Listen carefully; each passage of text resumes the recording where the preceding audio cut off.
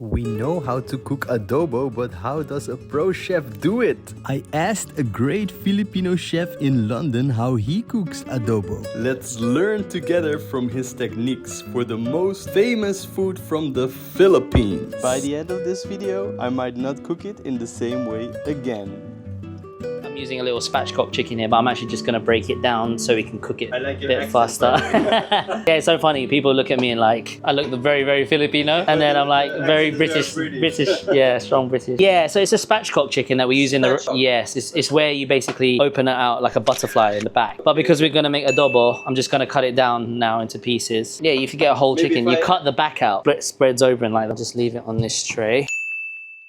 Oh, I mean, you can mix. That's the good thing with adobo. If you want, you can actually do chicken and pork. So for me, it's both. But I think chicken is actually so simple in terms of ingredients. You know, you don't need a lot, right? Yeah, but it's a really complex flavor at the same time. I've been working as a chef since I graduated. I did 3 years of catering college. So I graduated 2011 and I've been working ever since. All right, so we start with the onion. Well, I'm just going to chop everything first. Yeah, half is fine. Do you need to sharpen this a bit?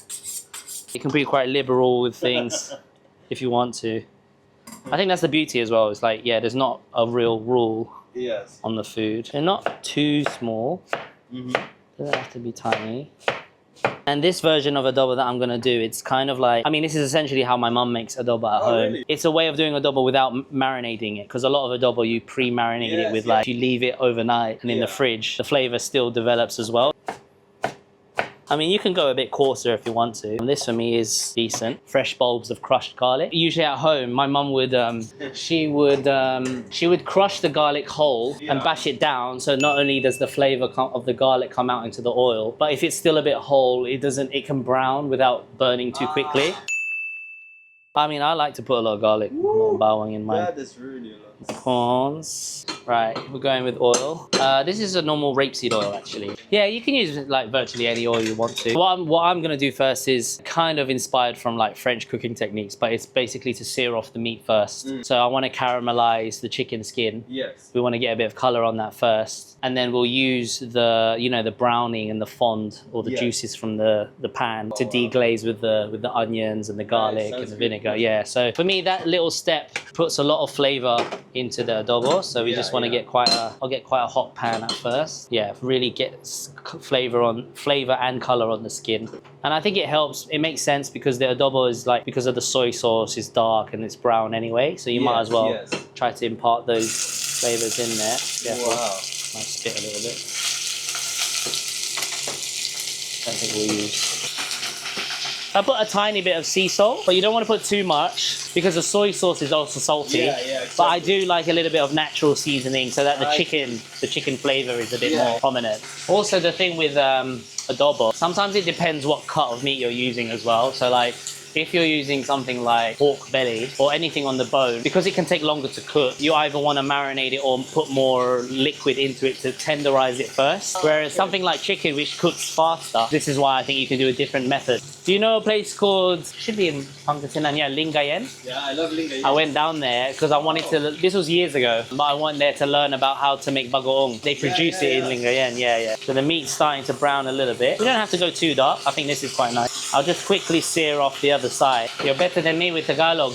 No. I was born and raised here. Oh, that's why I'm strong British accent. So every time I like meet Filipinos, it's always awkward for me because like I just don't understand completely. I like very small, like few words and few phrases. I was born and raised here, I just literally take it out now onto a tray. So you're left with you see the fond, kind of the caramelized bits at the bottom, and that's where all the flavor is. So with all of that oil, I turn the heat down. I'll let it cool off a little bit, and then I'll add the garlic in. So we'll let the garlic infuse first, and then we add the onions. Yeah. Most like other cuisines as well, like especially European food, like French, it's usually they'll cook with onions first. But I've noticed that with Filipino food, bawang first. I want to get the flavor of the garlic most of all. So we'll chuck in our garlic. I reckon we'll put all of this in. I just gotta be careful not to burn that. And the trick is as well, like if you, as I said, like if you you don't want to cook the garlic too fast. You want it to almost brown evenly and gently so that the flavor comes out. Stir. And simultaneously, I'm using it to, I'll do this with the onions as well, but I'll use it to scrape off the fond, picks up all the flavor. Yeah, palau bok is one of my favorite dishes. The I just put loads of fried garlic on top. It's the best. You can see now, it's started to brown a little bit, and I'm not gonna take it too much further, only because we're gonna add onions now. Yes. So I'm gonna add these onions in. But you've got, I think I checked you, is it around, you got like 70K on your YouTube, right? Almost 100,000. Oh, wow. Yeah. Congratulations, man. That's good. So now what I do is I add the chicken back in. And now this is where it really starts to come together. All that juice as well. So I want to bring the temperature of the pan like really, really quite hot. And this is where, when the pan's nice and hot, this is when I go in with the vinegar. Yeah, nice and hot. And then we'll add soy sauce. Yeah. So I got a big batch of cider vinegar here, which we use at the restaurant. Wow. And most people thinking like, I can't use cider vinegar, but honestly, any vinegar works. Apple cider vinegar, yes. Yeah. So it's got a nice fruity-ish flavor to it. And this is really like, I think my point on this is like, I know that most vinegar in the Philippines is like palm vinegar or coconut vinegar. Those are the popular ones, but in the UK they're not always readily available. No, exactly. So I've made adobos with so many different types of vinegars. In fact, my mum used to use like sherry vinegar, or even balsamic vinegar, which is a bit sweet. And I love put a little bit in here because my mum always used to tell me, it's like, don't stir the pot, and then we'll go in now. You can hear it's going to boil now straight away.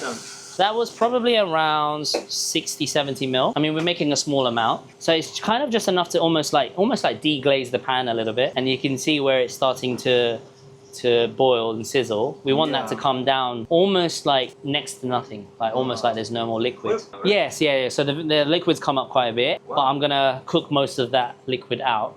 And then we add the soy, and then we cook it very low and slow. Yeah, so from this stage, once it's got your vinegar and the soy sauce and then the bay leaves and peppercorns, we basically leave it on low, leave it with the lid, and it's almost like cooking rice. It will take maybe 20 minutes, 15 to 20 minutes. If you can cook it a bit longer and you've got time to, then I would say yes. That's the vinegar. It's strong, obviously. So now we'll go in with soy sauce. So I'm gonna kind of just use by eye. I would say maybe you're looking at like one-third to a half of the volume of vinegar.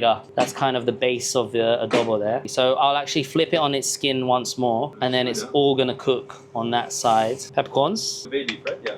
Yes. Mum would also like to add a little bit of freshly ground pepper at the end. And that for me changes, like, it's amazing. I'll just use this cowboy. To cover it. Yeah, that's it.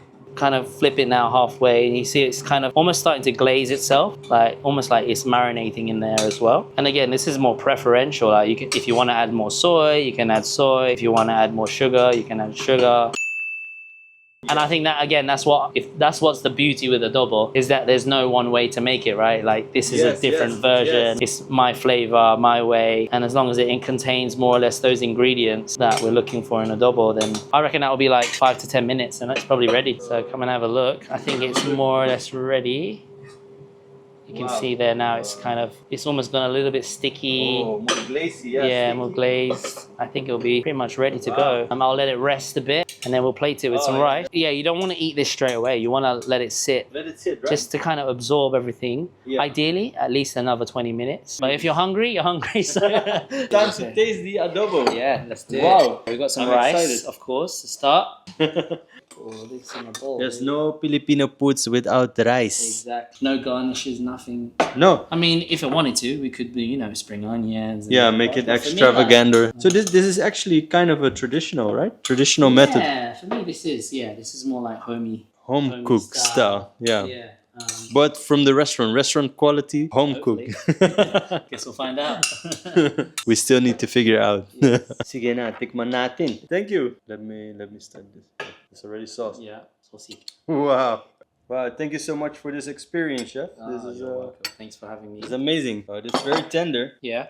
The chicken falls apart. Okay, it's cooked. That's good news. Yeah. Oh wow. Yeah. Yeah, I like the flavor. Yeah, it's on the. It's not so salty. Yeah, and there's you can put soy if you want. You can add more soy if you want. This is more mild in terms of salt, but it has more vinegary taste. So that's good, and I love vinegar. Wow, there's quite a lot of bawang in there. Yeah, but you see, it's kind of, this is definitely a bit more punchy this time. But there's almost like its own sweetness, a little bit of its own sweetness. Yeah, you're right. Some of that's from the onions as well. You can add that. It has some sweetness that you hardly see any onion. The onion is just caramelized, right? Yeah. Oh, very good. Thank you so much. Yeah, it's an amazing experience. I hope you like it, and let me know in the comments what you have seen and learned today from Chef Rex de Guzman. Yes, perfect. Thank you very much. Thanks, Salamat. Joey.